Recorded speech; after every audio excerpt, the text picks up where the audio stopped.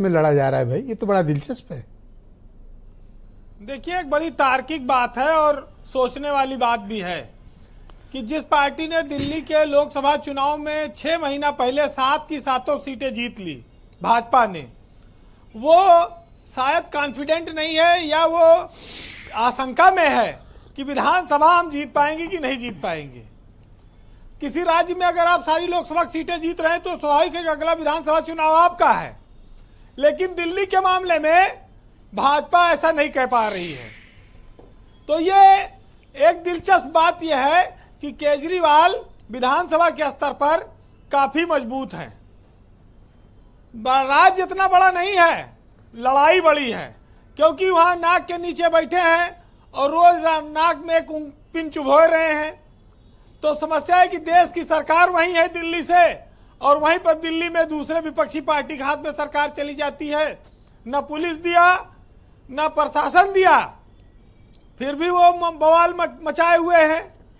तो भाजपा की परेशानी यह है कि ये इससे मुक्ति लो किसी तरह से, और उनके लिए एक अच्छा शगुन ये तैयार हो गया कि कांग्रेस भी उसी राह पे चल पड़ी कि हम जीते चाहे न जीते, लेकिन इनको अब की बार हरा दो। यही तो हम तो डूब चुके हैं सनम, अब तुम्हें नहीं तैरने देंगे।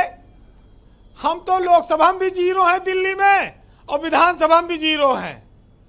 भाजपा भले जीत जाए लेकिन केजरीवाल न जीतने पाए। उसके लिए रागिनी नाइक, अजय माकन, संदीप दीक्षित, इन सब लोगों ने पूरा इंतजाम कर रखा है। ब्रजेश जी, भाजपा दिल्ली की सियासत में इस बार कई सारे प्रयोग कर सकती है। वो प्रयोग खतरनाक भी हो सकते हैं।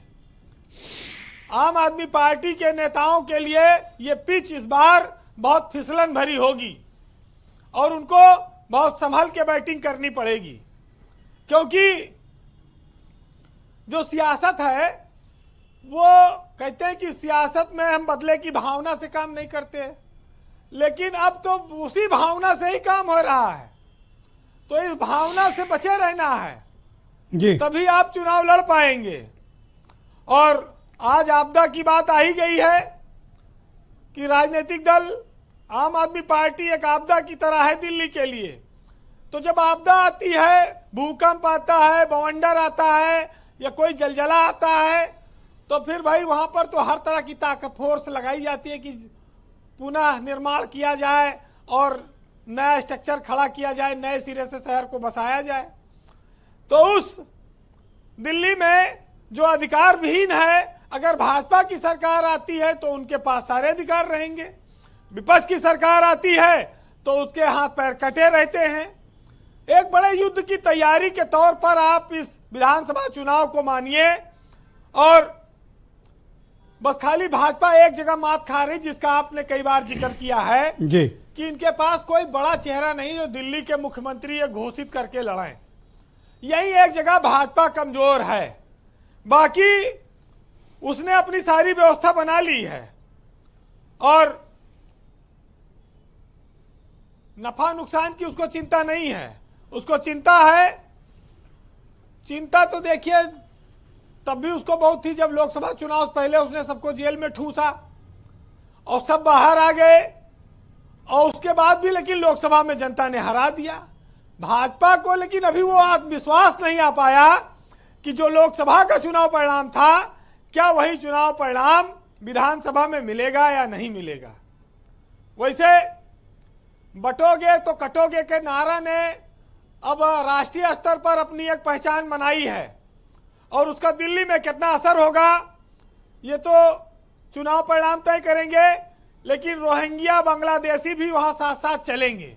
चला नहीं वो नैरेटिव रोहिंग्या वाला, तो मैंने देखा, मतलब वो ग्राउंड से रिटर्न बजाया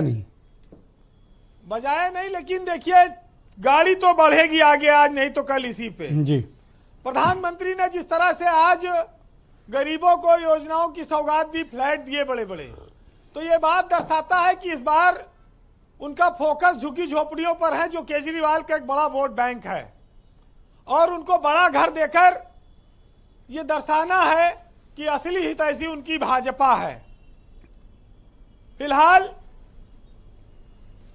एक साहित्यकार ने लिखा था कि महंगाई को कम करने निकले थे और मुफ्त में पैसा बांटकर महंगाई बढ़ा दी।